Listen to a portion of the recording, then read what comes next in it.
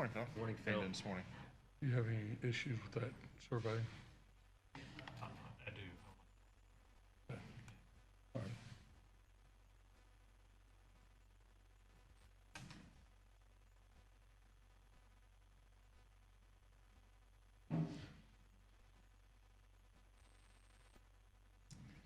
All right, good morning, everybody. We'll bring the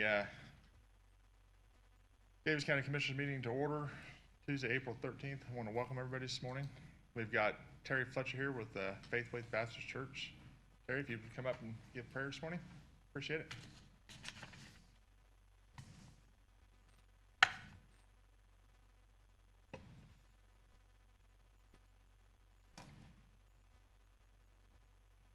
All right, I didn't want to sermonize, but I would like for my prayer to be in 4 parts today. Number 1, I want us to pray for the people in Minnesota. Number 2, we want to pray for our national leaders. And number 3, I want to pray for the leaders in this room. And 4, for the people in Daviess County. In my mind this morning as I was meditating, I just kind of, it sounded like a sermon, but it's not going to be. I think I can do it in 2 or 3 minutes. Let's pray. Dear Heavenly Father, we thank you for being in Daviess County, Indiana. And we're grateful for the scripture that said, righteousness exalteth the nation, but sin is a reproach to any people. Lord, today we lift up the city of Minneapolis and the state of Minnesota in our prayers. There's serious violence there today and yesterday. People again rioting and being destructive and mad because something happened they didn't like. Lord, help our nation to have a change in its heart. We'll eventually, hopefully, learn someday that rioting and destruction never really helps anything. Be with the people in Minnesota. Lord, we pray for our national leaders, President Biden, Vice President Harris, and all the senators and representatives and Congress people in Washington. Even if we didn't vote for them, we pray for them right now because their responsibility is so great. Be with them. Give them wisdom and tact and morality and judgment. And Lord, we pray for this body of people, these governors, these elected officials that work so hard in our county of Daviess County, a place that we're very proud of, no doubt financially operating on very, very, very limited funds. Make a way and be with them. And if there's any of these folks that are not Christians, help them to make their calling and election sure. And lastly, Lord, we pray for the people of Daviess County, that you'll keep them safe through this stormy spring season, that you'll keep the people of Daviess County safe from the virus and from sickness and from disease and from other health problems, that you'll keep our people safe from crime. We thank you, Lord, that we do live in southern Indiana. Many people say in the best part of the best country. And we just commit all of our business today to you, Lord. We're grateful for the words that said, for God so loved the world that he gave his only begotten Son, that whosoever believeth in him should not perish but have everlasting life. In Jesus' name, amen. Amen. Amen. Thank you, Terry. I appreciate it.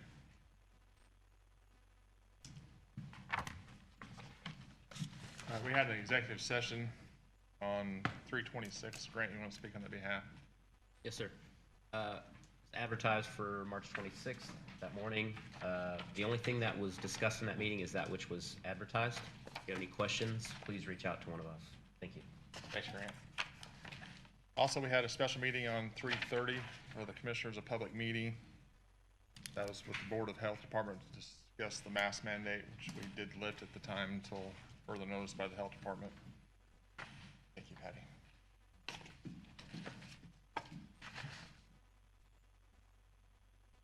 All right, we got meeting minutes. I think we got 2 sets.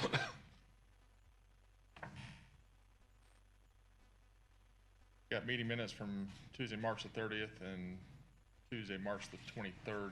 Have you guys had a chance to look over those meeting minutes? Any discussion on them? Corrections? I saw no changes. All right. If no corrections or changes, I'll look for a motion to approve both sets of minutes. So moved. Got a motion by Nathan Gabhart, Second. second by Ron Arnold. All in favor? Aye. Motion carries.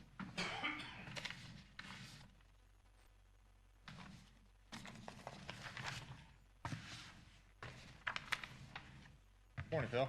Good morning. Go ahead. There was no highway meeting. Gave Rhea the meeting statement beforehand, saying no meeting today. Department. Just an update on 900 East. Things are progressing forward. Vectren was out, relocated their gas line in the last couple of weeks.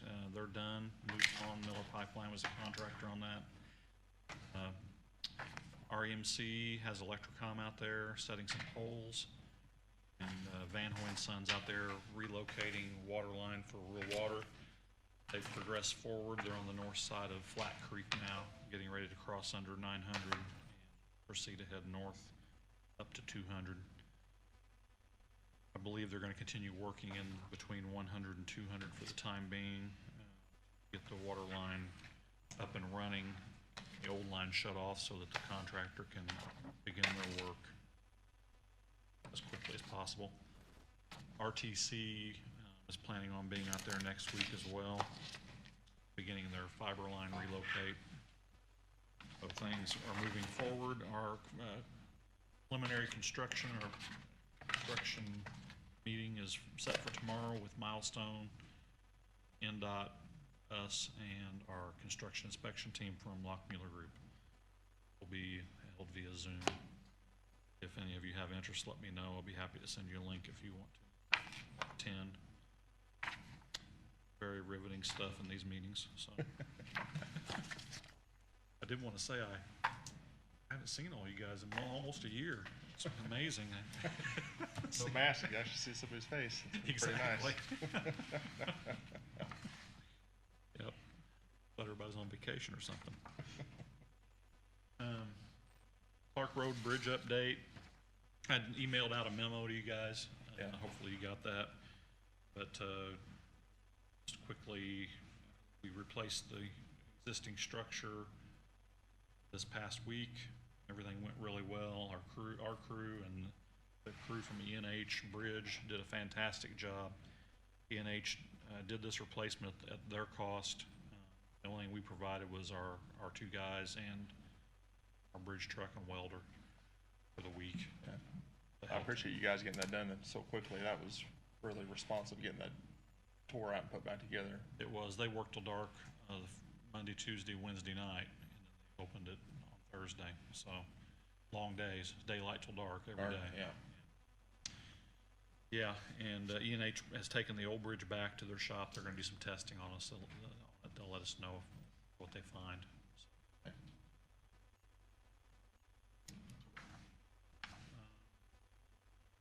1000 North speed study. I received a letter from residents on 1000 North in or near Ragglesville. Got several folks on a petition here requesting a reduction of speed. They did not request a speed study. They just requested the speed be lowered from 30 miles per hour to 20 miles per hour, which is, you guys are aware, normally we would do a speed study.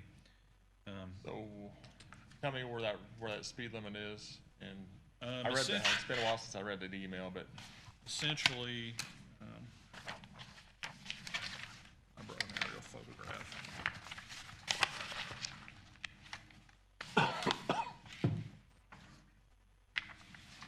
And while he's looking for that, this lady reached out to me maybe a year ago, and I told her we needed to have a petition signed so that we could do a speed study. And, or at least start the process, so she reached back out maybe a month ago, and obviously, what we have there, so. yeah. It's been a little while since I read that email. I was trying to remember exactly what the boundaries were, where it wanted to start at and stop at. You got something on the aerial photo there? Yeah, it's fairly rough, but here's so here's coming in From the park, yeah. Have a 30 mile per hour just edge of the park. Yeah. Coming in from the west, Just 900. about to where you get to the school right there. We have a 30 mile per hour well right here. So it's all within this city of Ragglesville. Yeah. We also have schools So what's the difference? I mean, I always wondered this. School zones, which should be our safest place for our kids to cross, it's always 25 mile an hour. Are you 99% of the time, right? Yes. And I've been in other places where we've been in residential areas, been 20 mile an hour. So I mean, why are we going above and beyond, going slower than? Well, the information they provided with their letter talks about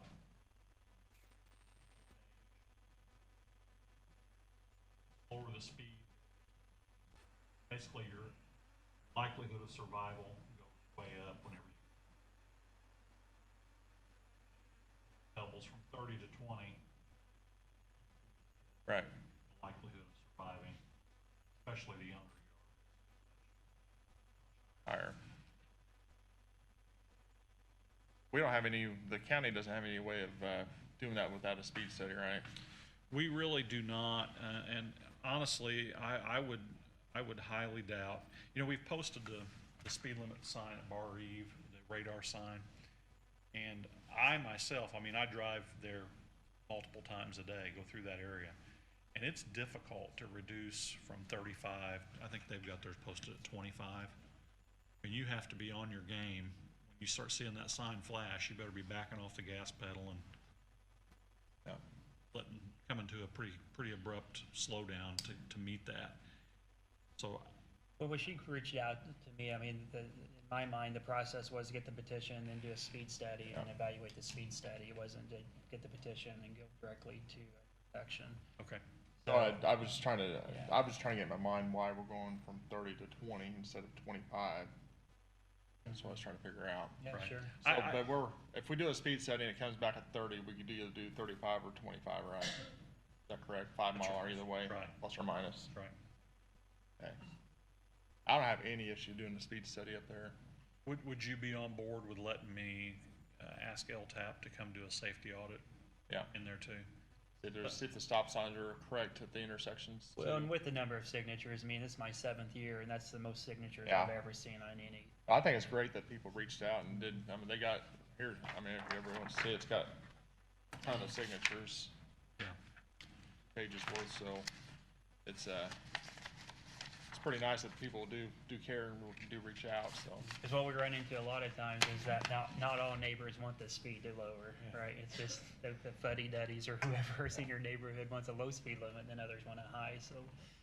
It's, I don't have any issue slowing traffic down on especially residential areas. Now, out in the middle of the rural county, I think Phil knows that, I would care to leave it 55 mile an hour, but as long as the roads are able to do it, if we got hills or blind spots, I don't recommend that, but in a residential setting like this in the town, I understand, so I don't have any issue doing this for a speed study, and if you would reach out to LTAP, maybe there's a way we could go around it and not do a speed study. I would actually like to do both. I mean, Okay. I think that it warrants it. I mean, with the school in there and the way things are set up with the stop sign, I honestly don't see I'm curious what the data will show with the Yeah. speed study, because we have the stop sign and we also have 90-degree curves that you cannot negotiate Right. going fast. Right. So, You only I got a think it'll be short interesting. distance there.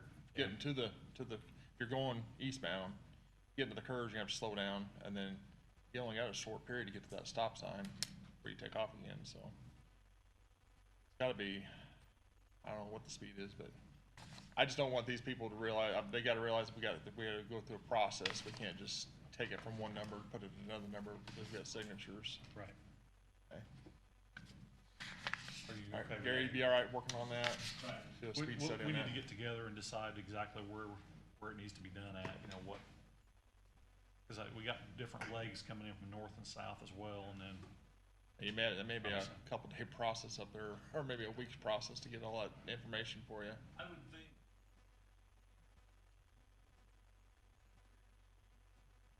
Right.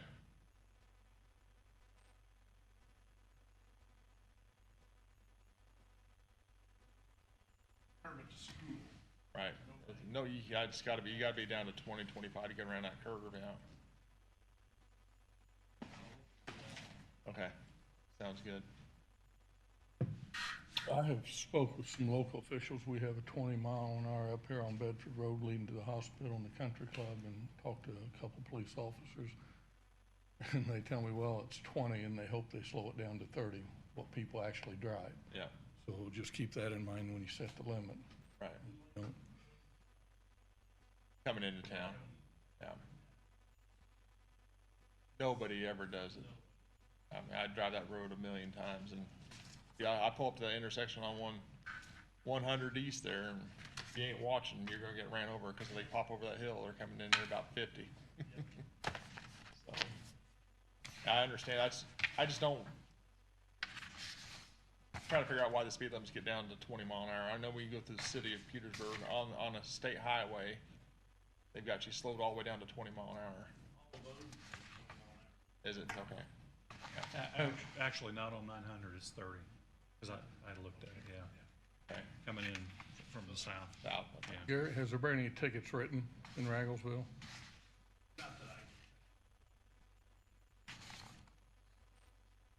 All right, sounds good. You guys would just work on that? Something done. Appreciate it. All right, Phil, you got anything Yeah, else? I got two more things. Our dust control program for the year is getting ready to fire up. I have set the new pricing based on our cost. Go up just a little bit because our stone cost has went up so much.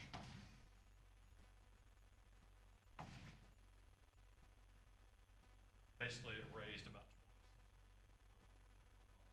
cost only went. Base that labor off of the equipment off of FEMA rates, and then our labor for our guys is actual cost with benefits. What's the old state about flat right now, or is it going up to the AE90 and stuff? So I reached out to Tom Martin. They're holding, Asphalt Materials is holding our bid price from Okay. last year. Yeah. But he did say if he was bidding it today, it would be higher. Higher, okay. Are we still allowing the company out of Kentucky, them doing, didn't know if we ever allowed them back in. No, we did not. We gave them several chances, and, Okay. they just never would, No, I they remember. never do what they were told to do. I mean, this takes a month, of a crew of 5 to 7 guys to do these. I wish someone would, that was reliable. I haven't received any calls asking for the services of that company for a couple of years, so just for curiosity, just wondered. I don't disagree. I would love if they come and done every inch of the road and done it the way they were Done it supposed to. properly. Yeah, and then, we won't have to worry about it. But, it's the idea of they won't adhere to the rules. This program is a blessing for the people, but it's a curse for the highway department, because when we start getting calls about potholes in roads, usually it's from one of these spots that has gone belly up through the winter. And we have, according to our policy, which is only right, we have to send a letter 2 weeks prior to us tearing it up and turning it back to rock. Normally, the people tell us they're gonna patch it. Sometimes they actually do go ahead and patch it, and sometimes they don't. So then they've gotten a month out of us. In the meantime, we have people that are driving through potholes, and people get aggravated, and it's usually they're pointing the fingers at us, saying, our road's a Yeah. disaster zone, and it's, Well, I think at some point down the road, as we get more and more gravel roads, hard surface, which I think we've got 45 miles over the past 4 or 5 years. If we look at the next 5 or 10 years, I think eventually we phase this out and say, look, any road under whatever, 100 traffic count or 75 traffic count, anything above that should be maybe 20 years, but fortunately we started 5 years ago. But yeah, this is a pain because they want you to come and maintain it for them. right.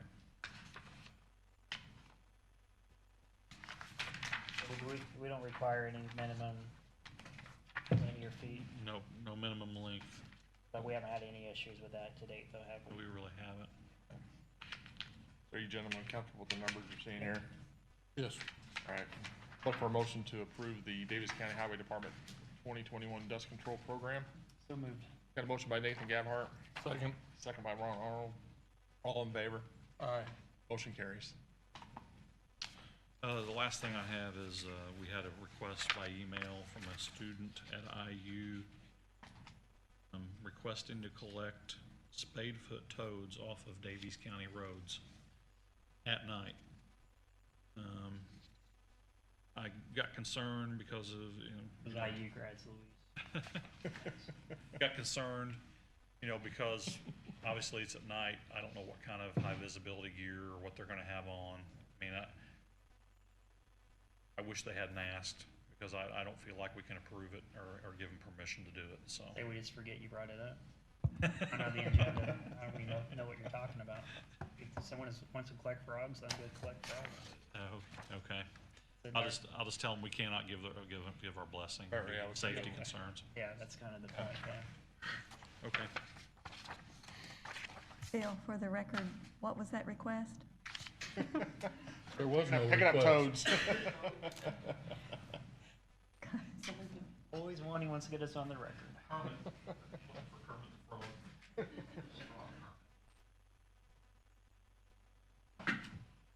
Thank you. You guys have anything else for me?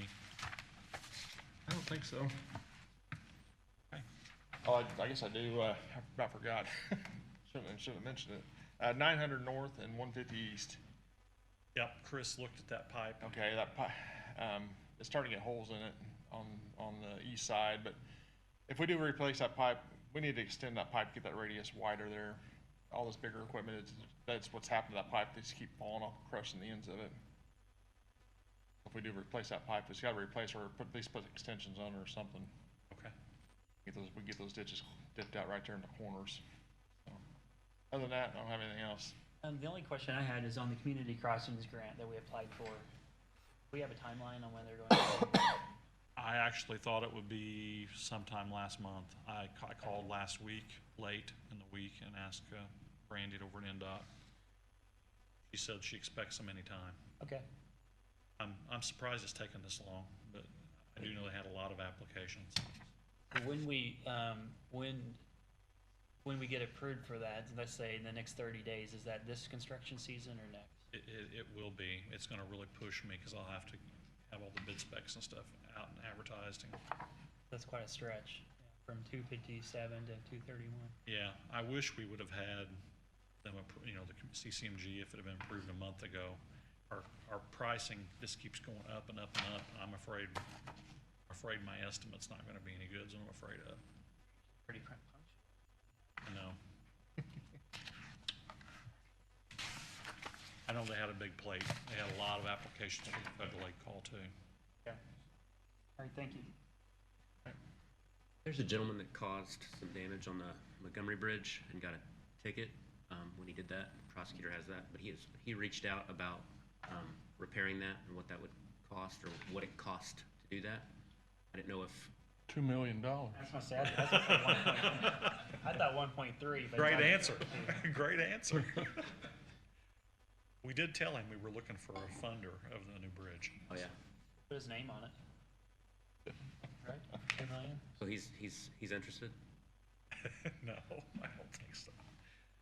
We should have billing. The town got Marv Wagler's crew to come over there and repair the sidewalk, so. Okay. I'm sure it's not cheap, but it won't be a million.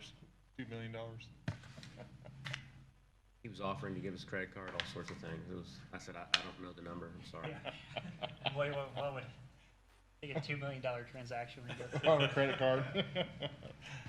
They can say Be looking for those freaking decline, flyer points. decline. All right. Anything else for Phil? That's it. Everybody? Thanks, Thanks, Phil. Phil. Appreciate it. All right, moving on. SIDC draw number 3 for the COVID grant. SIDC, I don't think anybody's from I SIDC. don't see them here, but I can be Brian is. SIDC. Looks like we got 3 eligible employers, it looks like. Yes, Valor Defense, Bill Webster Excavating and Transport, and Pete's 500. that's exactly right. Okay. Yep, yep. Go So, ahead and speak on it if you want. sure. So this is just a drawdown request from SIDC for the Small Business Relief Program for Okra's COVID-19 response program. They've each requested $5,000, which is what because of the size of their businesses that they've been allotted. So this is a total request for $15,000 Okay. in terms of a drawdown. We will have Rhonda get the paperwork, or do you guys have that? This Well, we got just the Board of Yes. Commissioners thing here and, just your letter. yeah, from Jill. So I don't have anything here from SIDC, I don't think. Okay. This is what SID forwarded to us. Okay, that's all they want, just that. Yeah, it's just the Cover letter. permission, the paperwork Okay. to do the request. Yeah. Okay. You should have So it's gonna everything be there. simpler now from now on when we do these draws then. What was the question? It's gonna be simpler than before we always had to have like an open public meeting to pay these bills, didn't we? I think I don't. That was not to Something different, pay maybe. the That might bills, have I been just don't think. grants or something different. Anytime that we apply for these grants, you do have to hold a public hearing. You're Okay. right. But for the drawdown, I believe they just need a Signature. signatures from each of you. And then I do recall, just from being here, when Rhonda has presented these, is that they need your approval to submit this Okay. request to the Okay. state. So, That sounds good. and I believe they need that as a motion. Is that correct, Patty? Yes, it should be, is it already on county letterhead? So it should Yeah, be. all we got is signature for Yeah. the one signature for the Should be ready president to to sign, go. so, yeah. Perfect. All right. You guys have any questions on those three businesses and paying out the $15,000 total? I do not. If not, look for a motion to approve, grant payment of $15,000 to three entities. So moved. Got a motion by Nathan Gabhart, Second. second by Ron Arnold, all in favor. That is a single signature also. All in favor? Aye. Motion carries. Perfect. Thanks, Thanks so Ryan. much. Last thing on that, just there are still plenty of funds available in that fund. So if any of you know of any businesses that are struggling in terms of the impacts from the pandemic, or in just getting back on their feet as Yeah. the pandemic starts to subside, please send them our way. So Did we get everything spent out of round one? we do, yeah. Okay, so- Everything's spent on round one. And this is actually, what, round two? Round two, Yeah. there's a total of $250,000 available. Yeah. And where are we at with that right now? Oh gosh, I knew you'd ask me that question. I will follow up I with think we you. only had like two before previously, right? Or- We haven't had, I want to say in total, we've probably had around 20 applicants on the county side. The city Yeah. was also awarded 250,000. Yeah. They've had less than the county. Okay, But I will follow up with you Okay. all with the balance on that, and just help us spread the word if you can. The employee size. So there's three different categories. 1 to 20 employees, you qualify for up to $5,000. 21 to 40, you qualify for $7,500. And 41 to 100, we do cap it at 100. That's Okra's requirement, up to $10,000. Okay, So, yeah. All right. good. Thanks, gentlemen. Thanks, Thank you. Brian. Appreciate it. All right, Marilyn, McCullough, how you doing this morning? Thank you. I had sent an email to Patty last week. We field a ton of calls at our office about people looking to retire, turning 65. What do I do? Can I still keep working? How does Medicare work with all this? So we field a lot of calls. We decided that we were going to try to address this community need. So we are offering to come on site to do just a really high level overview of Medicare and retirement and what your choices are and what your options are, just to try to educate people a little bit so that they can understand that they do have choices and what they can and can't do. Like I said, it's a very high level, short presentation, 10-15 minutes. We will provide them with some handouts that they can take, offer them some resources, phone numbers, governmental agencies that they can contact, just trying to help to educate them on what some of those choices are. And what we're doing is contacting several employers in the area just to see if they have an interest. We would come on site, like I said, have a sign-up sheet to see if anybody is interested in coming to listen to us. So we're trying to make it more convenient for the employees, because sometimes it is tough for them if they're working to try to get in to speak to someone. So we just wanted to make that offer, and like I said, if you're interested, we'd be happy to come on site to do that. Is there anything for Maryland? No, so this would be, during the workday, so how long do you think would it be like a group session, or what's the? Yes, I mean, depending on how many people signed up, but typically we would just do a one-time meeting. And like you said, 10, 15 minutes. Okay. We can do it over lunch, over break, beginning of the day, end of the day, whatever tends to work better for the employees. Okay. I don't have any issue doing that. Oh, I don't have any issue getting word out. I'm just thinking from a practicality standpoint, who schedules it, what time is it? We got, 4 or 5. Yeah, if we get, department if we heads. get, 10 or 15 people at a time, we got plenty of meeting rooms around. Who's our our wing nut, so to speak, she's gonna, Well, that'd be Patty. I By guess in default. Patty's office As again. I'm not looking at her, she's staring at the back I'm of my not, head. I'm not gonna look over there either. Don't look. Would this take place during the workday? We could, like I said, do it during a lunch break, breaks, beginning of the day, right before work, right after work, whatever you would prefer. I've got some employers that are saying, we're just gonna do it right before their lunch break, or right after the lunch break, or at the end of the day. So, And so I just caution that if we do it during the workday, then you're opening the door for a lot of different things. I mean, they're in the business to sell supplements, and I know this is an educational program. right, And strictly. it is confusing, believe me, I'm getting there. I may come if you set one up, but, I think it should be We can not do it. during work time. We can do it like at the end of the day or something, or lunch hours. Yeah, yeah. I think at the end of the day, And I think we would accommodate anybody that wanted to provide that service, right, right? yeah, anybody that just offers the same service Maryland does, we'd accommodate them also. So. Periodically, through the HR department, under the auditor's office, we do some of the educational things with Who's Your Start and different things, offer that to our employees. And generally, even like AFLAC, they will come on site and make an appointment with them if it's more one-on-one, but with a group setting, it's a little bit different. And I understand if you had an office that had 3 people in it, all 3 couldn't attend at the same time if they wanted to. So it's possible, depending on who signs up, we may want to do more than one session to try to accommodate that. Yeah. And I think on this particular topic, whoever is going to come is gonna be generally interested in learning, so doing it like at 4 o'clock after the shift or something. Would be fine, yeah. Okay. I don't have any problem with it as long as it doesn't affect any daily operations. Yep, I'm fine with it too. Okay, Sounds good. all right. And do you want me to coordinate? through- Coordinate with Patty, Patty? please, yes. Okay. Coordinate with Patty, please, and then All right. maybe we could send out an email for people that want to put on You something. can take care of it from the HR side, yes. Okay, all right, thanks, Patty. Thank you so much. Thanks, Appreciate Marilyn. your time. Thanks, Marilyn. Have a good day. All right, health fair determination, Paul Williams. Morning, sir. Kathy's here. So in years past, we've done the health fair down at the community center at the park, and we had all kinds of vendors. We invited the AFLAC to come, and the retirement program that you have here, and the Old National comes about the HSA and YMCA non-smoking.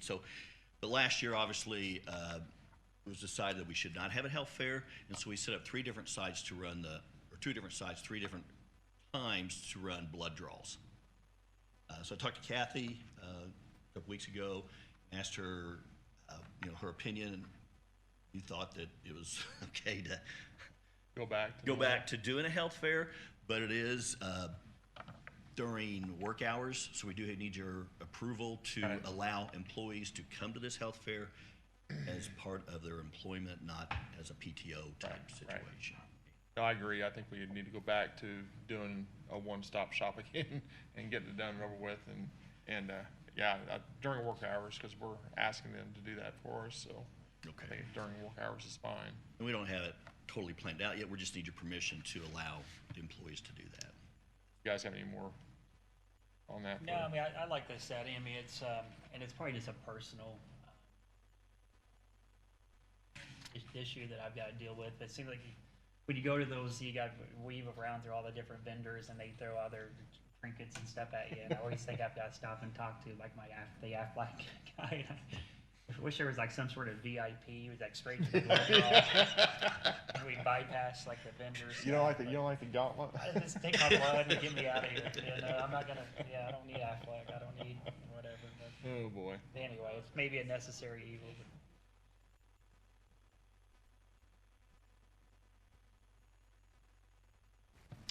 We could, I mean, If it's all right. yeah, we got a ton of space down there. I'd like to get some of that cleaned up a little bit down there before we've done that, but we could definitely look into that and talk about it. Yeah. That'd make it convenient for obviously Everybody. the sheriff's department. Everyone, all employees here. Uh-huh. Of course, Here, the just- highway department always has to drive into town anyhow regardless, so Right. that's a good idea. Hadn't thought about that, so. Equipment everywhere, yeah. Yeah, we Saving got- those staff, I and that understand. So that will work. We'll, just get with me later on that, Kathy, and we'll discuss that, and I'll try to get if we do that, I'll try to get some of that extra attic stock out of the way and into a better place. Are you still looking at doing that the month of October? Yes, Okay, that was a good time to do it. all right. Okay, Sounds thank good. you. Appreciate it, Paul. All right, Rainy Day CARES Act request, Kathy Solinder. Morning.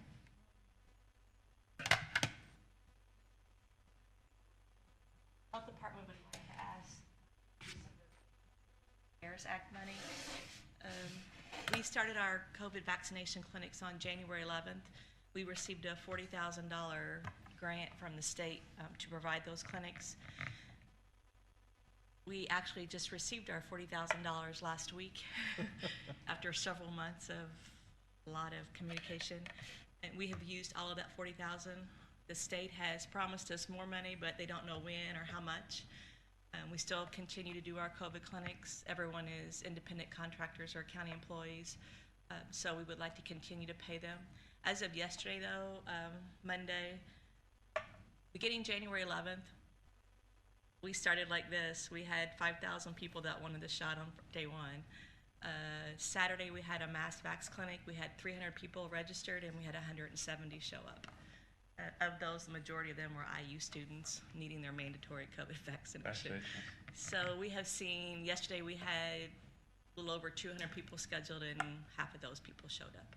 So we've really seen a drastic decline. You got some other vendors now giving the vaccinations? Yes, Yeah. vendors, and also when we started out, we were only receiving 300 doses, and now we're receiving anywhere from 1,000 to 200 doses of Moderna a week.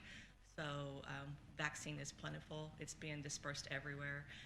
We were told yesterday the next 2 weeks, doctors' offices will have it available if they choose to give it. Take a lot of stress off you guys then. Yeah, so as of yesterday, we cut our staff in half as far as clinics. Everyone that's not directly involved with the COVID clinic are going back to their normal duties.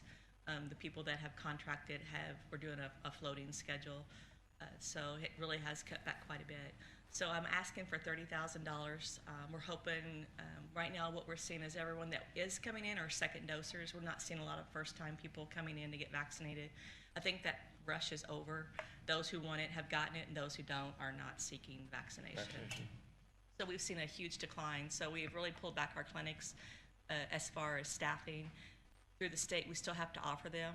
So beginning in May, we will just have them 2 days a week. The hours will fluctuate a little bit, and then hopefully by June, we hope to incorporate you just call and make an appointment just like you do now for any other vaccination. That's what we're looking at. Okay. So a lot of things are changing. Pfizer just applied yesterday to vaccinate 12-year-olds and up.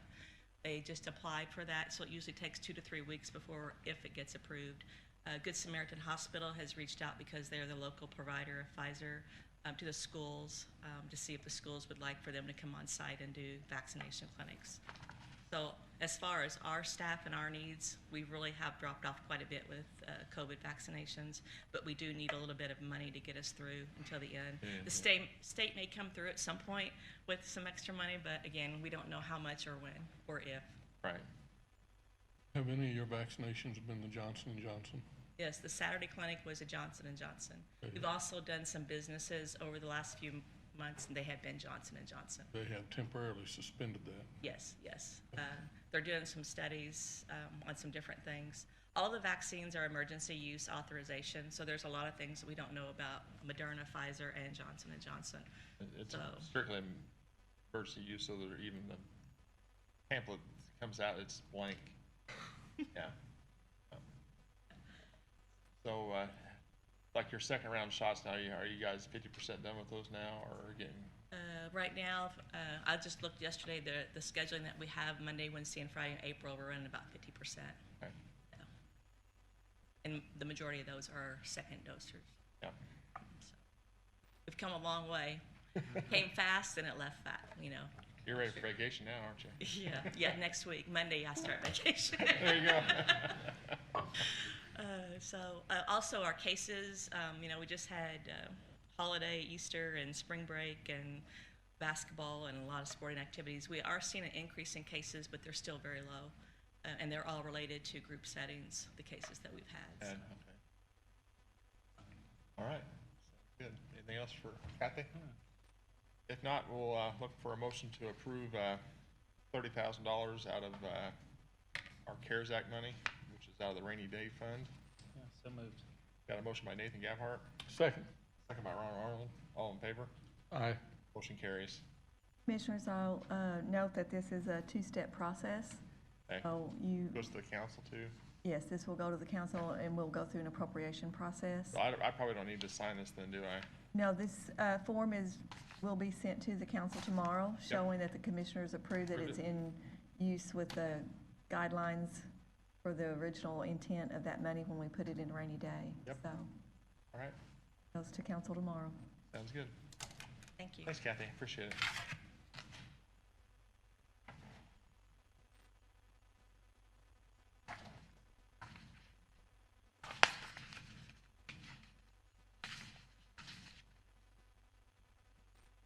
All right, next thing on the agenda is Mid-States Corridor Information Flyer. You guys had a chance to look that over, the flyer. I think they're just asking for permission to send this out on our behalf. Gentlemen, looked at it. Yeah. Here it is. Yeah, I've got it. You got it? Yep. Any issue with it? No. All right. Let's look for a motion to approve the use of that flyer in Daviess County. So moved. Got a motion by Nathan Gabhart, Second. second by Ron Arnold. All in favor? Aye. Motion carries.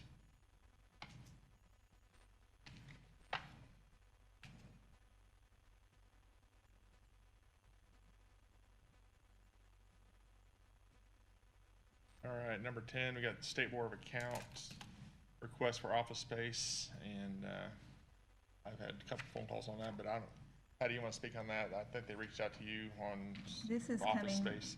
Yes, I think this is coming from a request from Paul Joyce, who is the head of State Board of Accounts, also coming down through their district person, which is Pam Barber. So they are looking to go back into the field more. Most of all of our audits, a lot of it last year was remote, and so they're going to utilize the best of both, but they do want them back in the field. So they're asking for office space. Keys, access to the building, come and go. They come hours early, 6 o'clock. Right, So they're looking for some type of permanent office office space. space. I know, I did talk to a couple people on it. I know we got the BLGF office up there that's not being utilized right now. Then we've got the Weights and Measures office not being utilized. So it's what are your guys' pleasure on? Well, I encourage Karen, I answered the email, encouraged Karen to talk to Bryant about maybe some potential space downtown in his building. Okay. The problem is they don't want to pay anything. So, but now, we've always provided space in the past for them. They always use our commissioner's room, which is always cumbersome whenever we had a meeting. We've got more space in this building now to accommodate them. As of right now, I don't think we're gonna have any use for the Weights and Measures. Like BLGF, are they gonna be back up there anytime soon? Do you know, Patty? That's just been on a medical leave. That's why So that it probably- office is probably not will use that filled, office. but, right. And that stems more with the assessor's office because that's their state oversight body. Of course, we deal with DLGF as well, but they are mostly with the assessors, and so that's why it's connected with their offices. I really don't wanna use a meeting room, No, type of meeting room for it's gotta that. be a room to where if we ever need it, obviously, we gotta bump them out and stuff, so. But no, Weights and Measures office downstairs, I think would be a perfect place Yeah. to put them. Yeah, he's okay with that, and, you know, it's a catch-22. The higher the expenses are at the SBOA, the higher our audit fees are. So, and it's kind of a necessary evil. I don't have any issue with using Yes, our if you space. gentlemen are fine with using the weights and measures, we could revisit this in a year if we need the space. Yeah, I think it's just, right at the pleasure of the commissioners, and if we see that we need that space, in May, then Yes, basically say, then. hey, sorry, we're out of space. Okay. Yeah. Can't guarantee the longevity of it, but if they can use it forever, great, but if we didn't. So how do you want to handle the issuing of keys and access to the building? I'll have to, because that office downstairs does have a key to access it. It does not have a remote or a key fob to get in there, so, but they'll have to get access to the building. So I could reach out to Dale, talk to him how we get the key fob. I think we could just get a key fob only, just for the front door only. They'll have just a regular manual key to get in the office, to access the office downstairs. Okay.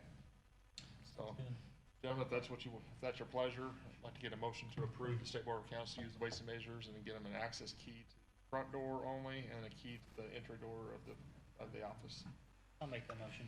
Got a motion by Nathan Gephardt, Second. second by Ron Arnold, all in favor? Aye. Aye. Motion carries.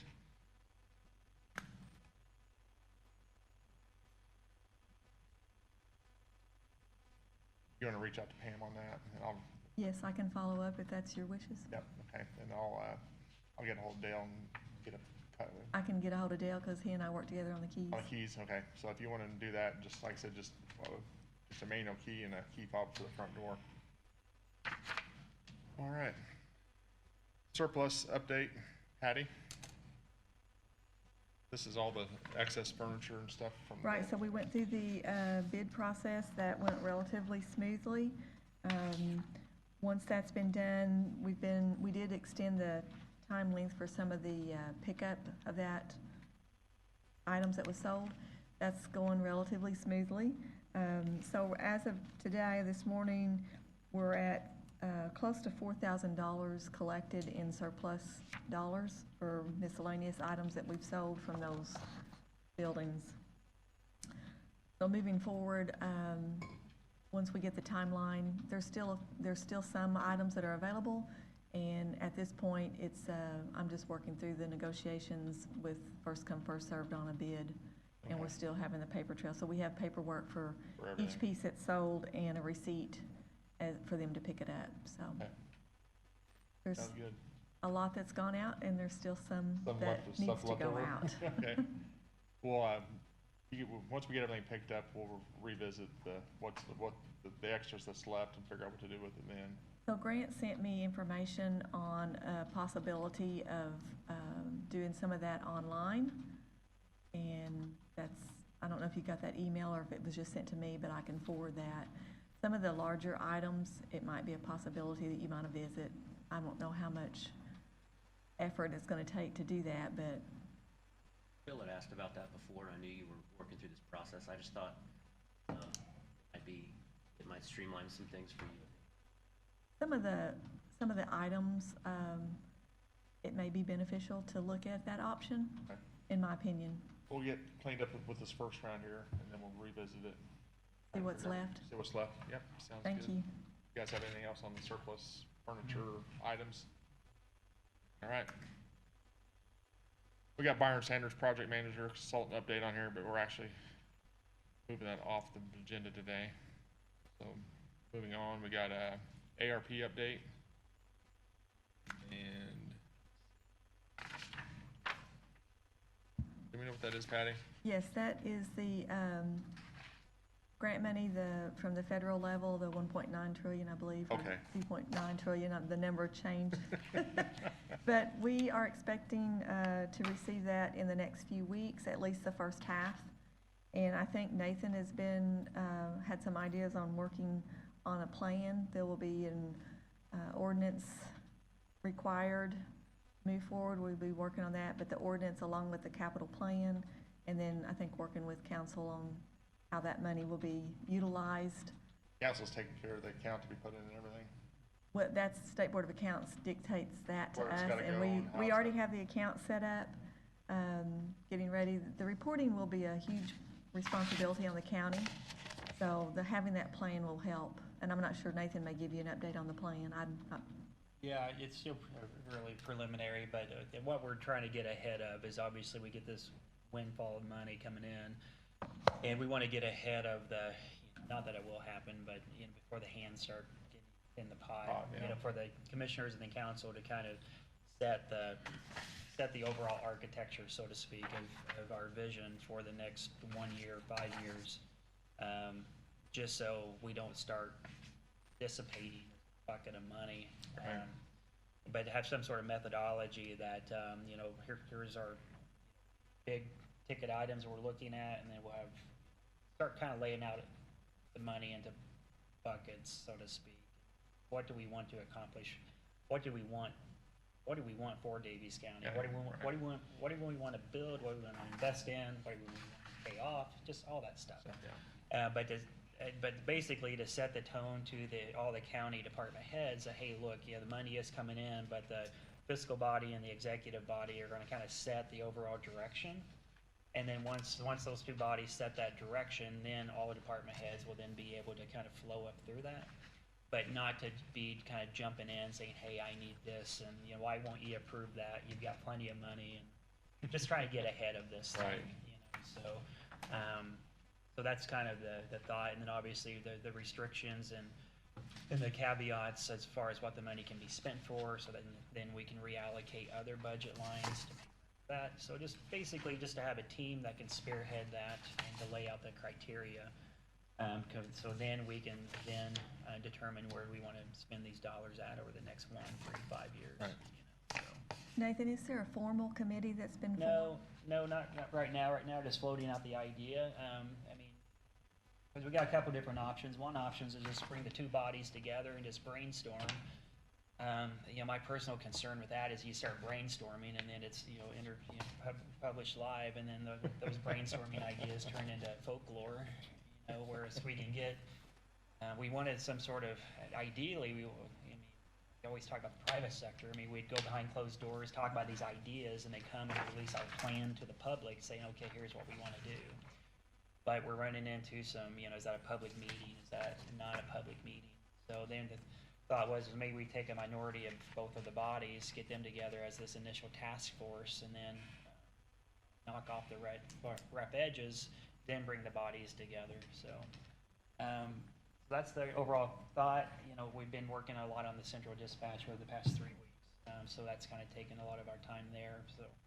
So it's still a work in motion, but that's the general thought, is that maybe it's that task force, and then figure out a way to update everyone without having serial meetings. We're not trying to circumvent anything here, but the more open you can be in your Well, discussions, if you guys could, I mean, if you and who you're dealing with wants to come up with something, we can bring it back to this public meeting here. Mike Sprinkle, Tony Dungeon, and Matt Meredith are on the central dispatch board, Yeah. so I thought, well, maybe that would be a good group to Yeah. bounce these off of. And then, well, obviously, we'll keep you guys all in the loop, and no decisions, nothing's gonna be made, anything can be undone, so it's not like, you know, this is gonna be the four that's making all the decisions, but the overall goal was to make sure that, you know, we didn't have to tell 20 requests no, because we don't know what we're gonna do with the Right. money yet. 4 million, is it 4 million? 6.4 is the 6.4 total. million, I mean- We will only get half of it this year and half of it next year. Yeah, so it's a nice sum of money, but with a $20 million budget, it's not, you know, it's not Right. the end all, you know, so maybe we wanna pay off buildings, maybe we wanna pay off debt, who We'll knows? figure it out. That's part of this. Part of figuring it out, Part yeah. of this figuring out, so. So anyway, I'll keep you guys, updated. We're gonna be meeting, on the central dispatch. I'll be able to give you guys an update on that, in a couple of weeks, so. Along those same lines, your economic development professionals and recovering economic development professionals have a wish list, so to speak, just to start the discussion. I've met with Brian several times, and in fact, we have can the executive meeting start earlier than 10:30? Today? Yeah, 10:30, but 10:30, so we got 30 minutes to wait, so if you guys wanna leave the meeting, you guys can, so we can just, right, because we're stuck here until 10:30. So my point is this, is that, I don't wanna to keep going off on a tangent, but I've met with Brian, a number of times on that, and even tying it to these other group settings that we had, like at Ponderosa, when we had 40, 50 people there. brainstorming and, whiteboarding, and to take all those ideas and, but the Economic Development Corporation has to be one of the main components of this, to see what is the vision for that, and then the council and the commissioners, and then to kind of weave all that together. And again, this is a list from, and again, it's certainly not all-inclusive, it's just a starting point. And basically Bryant and Joe Morris, and even have a meeting with Mayor Rhodes, which he'll have his own pot of money. But I'll submit that for you all to look at, and that's just a starting point. We'll get you a copy as well, Patty.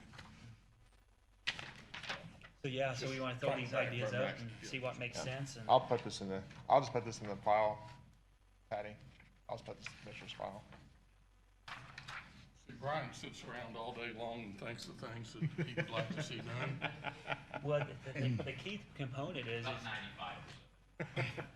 Well, I mean, one of the toughest part of being in the government sector, and you ask for public support, and then the process and the wheels can go slower, and then those folks who were involved, a year and a half ago, are wondering, hey, what was that 2 hours we spent? What came about? So it'd be great to take that list, take this list, and somehow retouch all of them to say, hey, look, we know it's been a while, but hey, here's what your work has done. We're reviewing it now, and then maybe, a handful of those things will be on the final list that we wouldn't have had but for that meeting. Yeah. And I will say that on this list, there'll be some things that won't fit the COVID funding because they're time restrictions. Yeah. But it's things that still need discussed. Yeah, 100%. No, this is good. I'm just scanning down through here. These are Yeah. a lot of the same ideas we've been bouncing around. Yeah, so. they all look good. Everything looks good on there. I like the list already, so. Yep, I agree. So yeah, so we'll keep that going along in the next 30, 60 days. We'll have a little bit more structure to that. All right, sounds good. Appreciate the work on everything on that. This is not on the agenda. I actually just opened this email this morning when I got here. I've been waiting on it for a while. But I finally got quotes back on the asbestos removal of the 4 buildings across the street, the 4 annexes that we're trying to get tore down, and so I did get that. I'll let you guys look at it real quick there. There's the quote on top of the page. I'll read them here in a minute. I apologize for not having any earlier, but it just came this morning. I do have a question on those buildings. If they would have been submitted and attached one at a time rather than all together, would that have simplified the process? Yes, one at a time, we could have got through this process a lot easier. Yeah.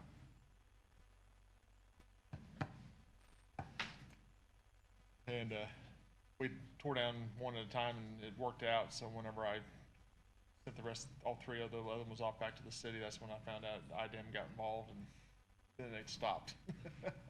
So it's oversight on my behalf. I didn't look that far ahead because we was getting the rest of them tore down one at a time, and got pretty good.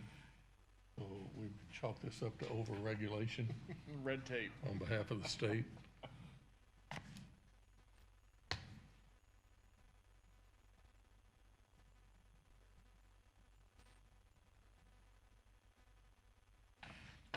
Are you comfortable with this?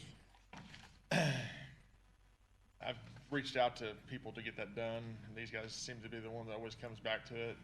So it's just gonna be one figure, and it's, we have 4 houses done. We've dealt with Elite Environmental on the old Eagles Lodge and a few other facilities. They do good work, and they're pretty reasonable, really, so I have no issue with that. They actually come down and scope of work up there on the 3 annexes, and they never charge us for it. So Miss Morrison's house, it was just thrown in on top of that too. So what we got here is Elite Environmental Safety and Services for abatement of asbestos, and the 3 or 4 residents across the street would be 210 Northeast 3rd Street, 214 Northeast 3rd Street, 303 East Heffern Street, and 305 East Heffern Street. They're all got different classes of asbestos in them: duct tape, plaster, ceiling texture, and the total. So 210 Northeast 3rd Street is $7,514 to remove. 214 Northeast 3rd Street is $5,819 to remove.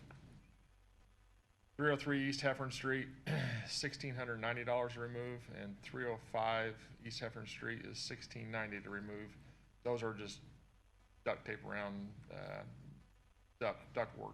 That's the reason those are cheaper. The rest is plaster work and removal, and they have to tin it up and everything. So the total lump sum is $16,713 even to remove the asbestos across the street. So whatever you guys' wishes are this morning. Them down. Okay, is that a motion to approve? You okay with it? Sure. Yeah, I'll make a motion to. Okay, I got a motion from Nathan Gebhardt to approve, Second? second by Ron Arnold. All in favor? Aye. Motion carries. All right, thanks, guys. And on those houses, I mean, what do you think, we get that asbestos and them, as far as getting it down and then getting the parking lot, I mean, what's the general timeframe you think? So as soon as they get this, as soon as I get this back to Brett, I'm gonna get a hold of Don Grass and see what his time frame is, because I know they've got some other things going on. They've still got the 50 project going on, and they're working on True RX out there. Right, yeah, they got a lot of stuff. So, Yeah, but just I'll reach out to Don Grass, see what the time frame is. Sure, okay, there's not like a ton of that happen here besides the social, trying to think it'd be nice to have a nice parking lot Yeah. in the summertime. Yeah. I think we can get it done this summer. Okay, Yeah. great, I'll reach out to Don, make sure his time frame. okay, He's got the project good. to get it. No, that'd be cool, cause I'm sure the drawing at the KFC will Yeah. be starting back up. They could and use the that. It'd be a nice parking. Chamber of area. Commerce festivals, be nice to have that big parking lot. Yep. All right, sounds Cool. good. All right. Anything else, guys? I have two things. One, has there been a meeting set for the courthouse committee? Not yet. Not yet. Okay, still waiting on that. Yeah. Actually, I had Eric. Eric was waiting on a phone call, Weflin from RKAW. So I actually gave him Judge Smith's contact information to reach out to Judge to try to get an appointment. Once they get to that meeting, then I think we can set up an appointment. Okay. The other thing is, and we fought this for a long time, certainly up the tech park, but it's unsafe properties and building nuisance code. I've asked Bryant to approach the zoning board. Yep. And hope you guys would support that. Yep. And again, it's one of those things that some people think you're infringing on other people's rights, but in certain areas, it's almost necessary. Yep. Well, yeah, and specifically on that one, I know we've got, it's, if we could thread the needle, then it'd be a pretty good thing, and just, full disclosure, I mean, I live out in the country, so I don't live in any towns, but like the town of Offordsville has done a lot of work trying to get the town cleaned up, and there's one residence that's just outside, and I think I've started with Sheriff Harbstrite, and it's literally just piles of debris, and if they just abandoned the place, and it's right across from a park, and we're thinking about just going and buying it and just tearing it down and cleaning it up on our own. But the town can't do anything because it's literally right outside the town district. But limits. it looks like it's in the town. So we can thread that needle that, and like up at Crane and some of those properties, for instance. So, I don't want, middle of, like where I live, I don't have any, I live in the middle of nowhere, Right. right? So, but I definitely am inclined to give, if this town of Offordsville wanted to clean, or any town wanted to clean up some things, I think it would be nice to give them some tools. They'd have to do the lifting, but even if we had ordinance and also even some funding available, that they meet certain criteria, because I can even see it coming from, a little bit coming from edit, where, this would be a big economic development driver to take a brownfield, basically, and turn Get it it into cleaned an up, actual yeah. tax generating parcel. There is was a program through the foundation, I think you're still doing it, and we did it in a couple properties in Odin, where the foundation would go in, pay to demolish the structure, put a lien on the property. The owner never has to pay that back unless he sells the property. And then on the projects we've done, I think we've recaptured both of those, I believe. I know of one, the house down on Main Street, the lot that was cleaned up, I think it did sell, and you recaptured that. It was like an office, when I drove through there the other day, and it is looking good. Who owns that school building? It's a private individual now. Doesn't live in town. But yeah, the town went and cleaned it up. You couldn't see the building on the sides. Really? So the town and took it on their own, but I think it's actually a private individual. So, I think we're having our APC meeting is at the end of this month, right? Correct. So you gonna be there, Bryant? Yeah, when The fourth Thursday. And Ron, you're more than welcome to, that's a public meeting, you're more than welcome to come to that meeting. If you can make sure I'm on that email list. Okay. I used to be, but my old email's Goes been to Grant's office. discontinued. Okay, that's through Grant's office, so you can get Ron on that email. We'll send a notice. It'll be the, And if you wanna be there that night too, just so we can discuss that. Yeah, okay. so mainly unsafe building law, and how to Unsafe address- building ordinance and nuisance code is Yeah. what. Okay.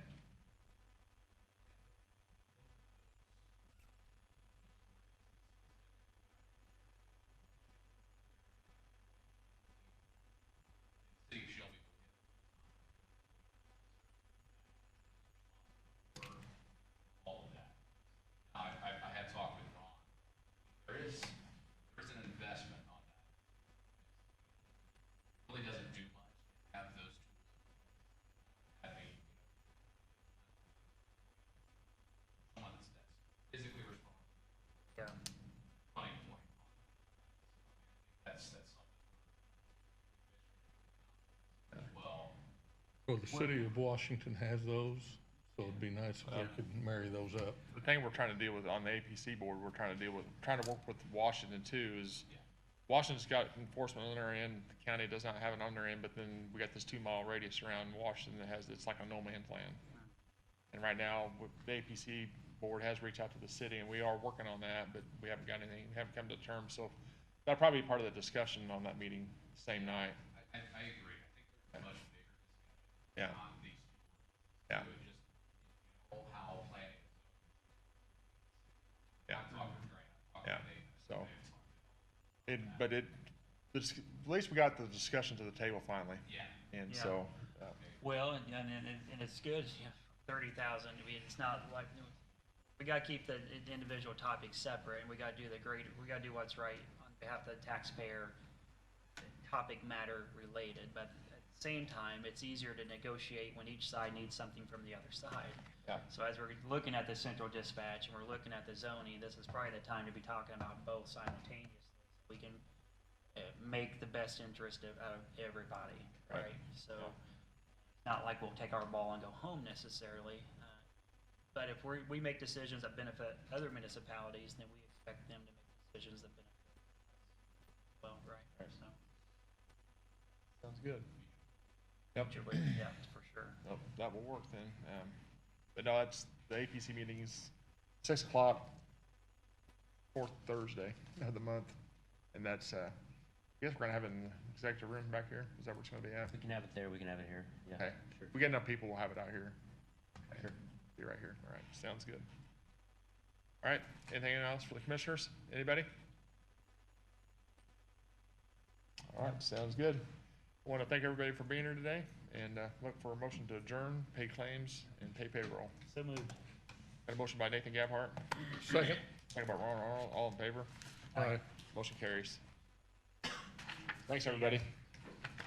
How are you, Louise?